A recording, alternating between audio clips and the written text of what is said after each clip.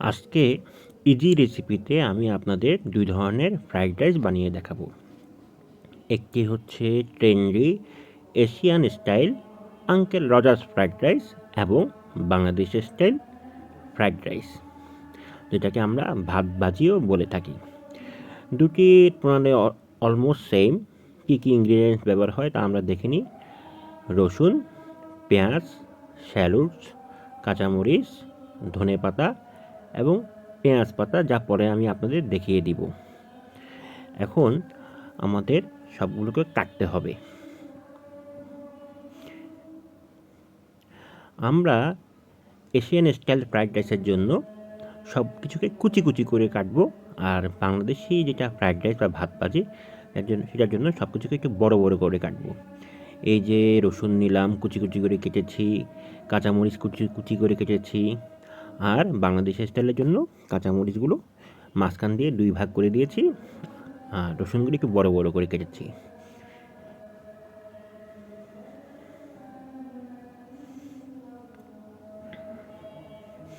এখন আমরা নিলাম শ্যালোটস। শ্যালোটসটা কি?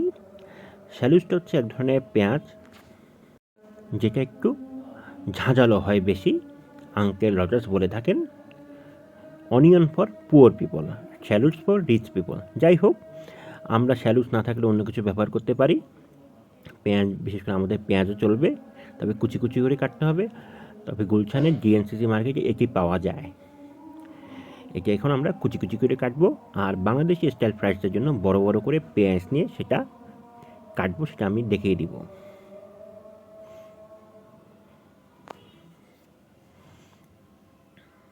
এই যে কুচি কুচি করে কেটে ফেললাম, সব কিছু সুন্দর করে মিহি করে কুচি করব এশিয়ান স্টাইল ফ্রাইড রাইসের জন্য। এই যে আমাদের পেঁয়াজ পাতা বা গ্রিন অনিয়ন, এটা আমরা কুচি কুচি করে কাটবো। এই ধনে পাতাটা আমরা ইউজ করবো বাংলাদেশের স্টাইলে। এই যে কুচি কুচি করে কেটে ফেলেছি সুন্দর করে। আর এই যে বড় বড় পেঁয়াজ বাংলাদেশ স্টাইলের জন্য। আর লাগবে সয়া সস, টেস্টিং সল্ট, লবণ, হলুদের গুঁড়ো, ধনিয়ার গুঁড়ো এবং মরিচের গুঁড়ো। কোনটা কোথায় ইউজ করব সেটা আমি আপনাদের দেখিয়ে দিব। এখন আমি একটা ফ্রাই প্যান নিলাম। ফ্রাইড রাইস ভাজার জন্য বা রান্না করার জন্য কড়াই সবচেয়ে ভালো, তবে ফ্রাই প্যান আমার কাছে ছিল না, তাই আমি ফ্রাই প্যান ব্যবহার করছি। ফ্রাই প্যান তেল নিয়ে গরম করলাম, তারপরে এশিয়ান স্টাইলের জন্য সব কিছু দিয়ে দিলাম, কুচি কুচি করে কাটা ইনগ্রিডিয়েন্টসগুলো। এখন একটু ভেজে নিব, সুন্দর করে ভেজে নেড়ে চেড়ে ভেজে নিব। এই যে নাড়ছি, আমি নেড়ে চেড়ে ভেজে নিচ্ছি। যখন একটু কালার আসবে পেঁয়াজের মধ্যে, তখন আমি একটা ডিম ফেটিয়ে দিয়ে দিব। এটা একটু ভালো করে লক্ষ্য করুন, ডিমটা যখন আমি ফেটিয়ে দিয়ে দিব, পেঁয়াজ কাঁচামরিচ এগুলোর সাথে মিশিয়ে ফেলবো একেবারে, যেটা বাংলাদেশি স্টাইলে আমি করব না। দেখুন, ডিমটা ফেটিয়ে নিচ্ছি, এখন দিয়ে দিলাম। এখন একসাথে মিশিয়ে নিলাম সব। যখন একটু হালকা ভাজা হবে ডিমটা, তখনই ভাত দিয়ে দিব। ভাতটা অবশ্যই বাসি ভাত হতে হবে এবং ফ্রিজে রাখা ভাত হতে হবে, তাহলে ভাতটা ঝরঝরে হবে। এই ভাতটা দিয়ে একটু নেড়ে চেড়ে নেব। নেড়ে চেড়ে নেওয়ার পরে সয়া সস দিয়ে আবার নাড়ব, ভালো করে নেড়ে নেব সয়া সস দিয়ে। তারপরে দিব টেস্টিং সল্ট। এই যে আমি টেস্টিং সল্ট দিয়ে দিলাম হাতে দিয়ে।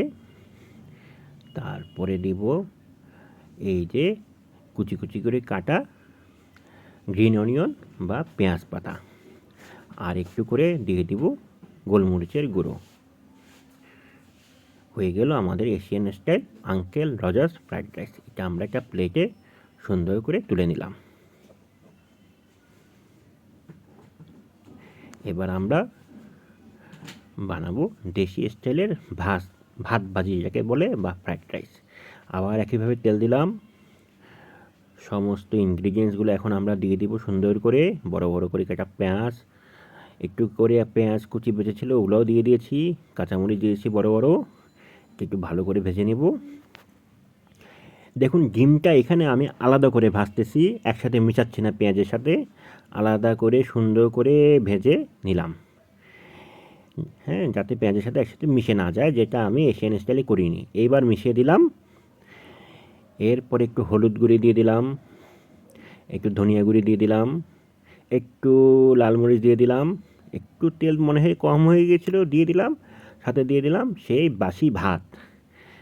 হ্যাঁ, তা ভালো করে নেড়ে চেড়ে নিলাম। অবশ্যই বাসি ভাত ইউজ করবেন, নাহলে ঝরঝরে হবে না ফ্রাইড রাইস। একটু লবণ দিয়ে দিলাম, যেহেতু আমি টেস্টিং সল্ট ব্যবহার করছি না, দেশি স্টাইলে। সুন্দর করে মিশিয়ে নিচ্ছি।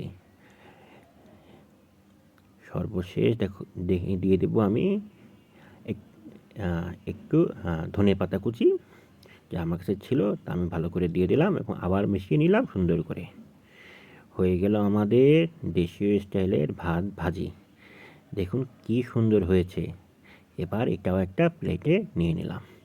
তারপরে দুইটা আমরা পাশাপাশি রাখবো। এই যে দেখুন, দুইটা ভাত ভাজি আমরা পাশাপাশি রেখেছি। এখন টেস্ট করে দেখব কোনটা বেশি ভালো। I want to taste the both fried rice, Bangladeshi fried rice. More flavor, more spicy, lots of onion, and it's Uncle Roger fried rice. Umami flavor, little bit less spicy. I think my children will like this, and my wife and me will eat this one. Both are good with different things. You should eat with